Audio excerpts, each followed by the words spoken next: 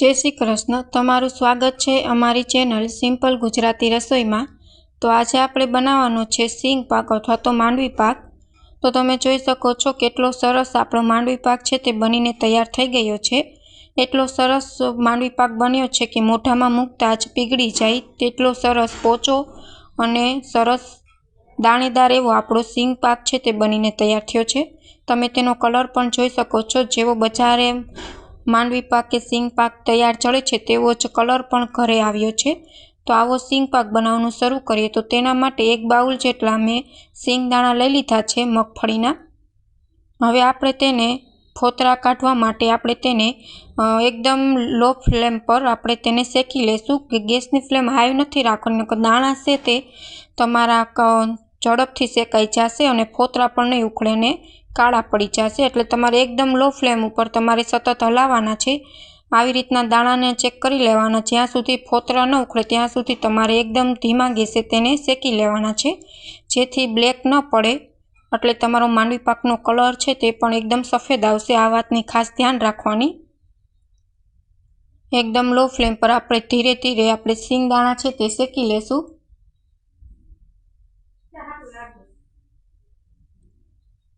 तो तमे जोई शको छो मैं चेक करी लीधुं छे। आवी रीतना सींगदाणा छे ते सरस रीतना फोतरा उखड़ी जाय छे सींगदाणामांथी। अने आवी रीते शेकीने मैं फोतरा पण काढी लीधा छे। सरस रीतना शेकाई गया था एटले फोतरा पण झड़पथी निकળી गया छे। आवी रीतना फोतरा काढीने सींगदाणा तमारे तैयार करी लेवाना। हवे एक मिक्सरना जारमां आपणे तेने दरी लेशुं, तेने आपणे पीली लेशुं अने एकदम फाइन आपणे भूको करी लेशुं। તમે જોઈ શકો છો કેટલો સફેદ ભૂકો આપણો આવે છે, કેમ કે સિંગદાણા છે તે કાળા નથી પડ્યા, શેકતી વખતે એકદમ સફેદ જ રહ્યા છે। જો આવી રીતના તમે પણ ધીમા ગેસે શેકશો તો તમારો સિંગ પાક પણ જેવો બજારમાં ચડે છે તેવો જ કલર સાથે તૈયાર થશે। હવે આવી રીતના બધો જ આપણે ભૂકો છે તે સિંગદાણાનો કરી લેશું તૈયાર। તો બધો જ ભૂકો છે તે બનીને તૈયાર છે, તમે જોઈ શકો છો।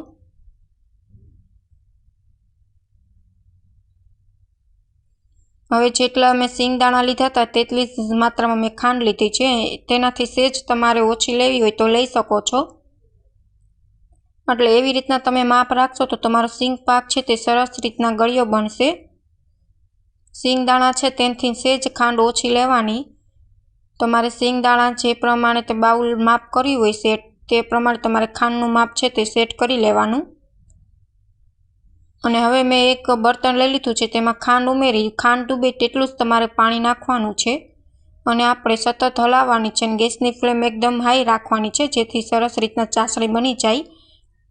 સરસ ખાંડ ઓગળી જાય ત્યાર પછી ગેસની ફ્લેમ આપણે ધીમી કરી દઈશું। હવે ખાંડ ઓગળી ગઈ છે અને ચાસણી બનવા લાગી છે। ગેસની ફ્લેમ એકદમ આપણે ધીમી કરી દઈશું, જેથી સરસ રીતના ચાસણી છે તે આવી જાય અને બહુ કડક પણ ન આવે અને કાચી પણ ન રહે। તમે જોઈ શકો છો એક એક તાર હજી બનવામાં વાર લાગે છે, એટલે જે ચાસણીને થોડીક વાર છે। હું તમને આજે ચાસણી લેતા પણ બતાવી દઉં છું કે ચાસણી કઈ રીતના લેવાની માંડવી પાકની। બહુ કઠણ નથી લેવાની અને બહુ કાચી પણ નથી રાખવાની। કઠણ આવી જશે તો માંડવી પાક એકદમ કડક બની જશે। ગેસની ફ્લેમ એકદમ લો રાખવાની છે, એટલે ચાસણી છે તે ઝડપથી બની ન જાય। હવે આવી રીતે રકાબી મેં લઈ લીધી છે અને તેમાં ચાસણીનું થોડુંક ટીપું એડ કર્યું છે। હવે જોઈ લઈએ અસલ સરસ રીતના આપણું તાર છે તે બને છે, તમે જોઈ શકો છો। આવી રીતના તાર બને ત્યાર પછી તમારે છે તે અંદર ભૂકો નાખી દેવાનો। સતત હલાવતા રહેવાનું જેથી ચાસણી છે તે નીચે બેસી ન જાય। જો આવી રીતના તમે માંડવી પાક બનાવશો તો એકદમ પરફેક્ટ બનશે અને એકદમ પોચો બનશે। મોઢામાં મૂકતા જ ઓગળી જાય તેવો તમારો માંડવી પાક છે તે બનીને તૈયાર થાય છે।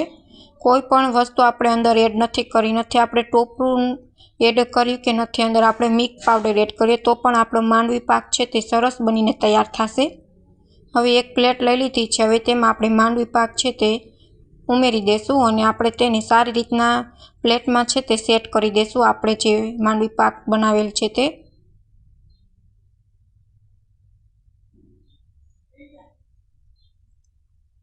આવી રીતના થાળીમાં મેં પ્લેટમાં છે તે માંડવી પાક સેટ કરી દીધો છે। હવે માંડવી પાક ગરમ છે ત્યાં સુધીમાં આપણે ચાકાની મદદથી આપણે ચોસલા પણ પાડી લેશું।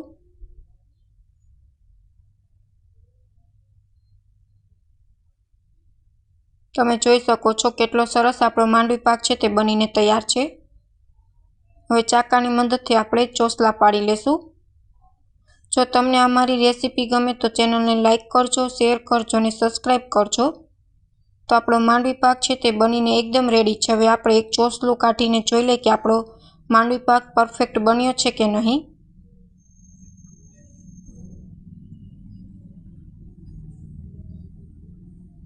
તો તમે જોઈ શકો છો એકદમ પોચો માંડવી પાક અને દાણેદાર માંડવી પાક બનીને તૈયાર છે। જેવો બજારમાં ચડે છે તેવો જ ઘરે બનીને તૈયાર છે અને કલર પણ તેવો જ આવ્યો છે। Thank you for my watching video.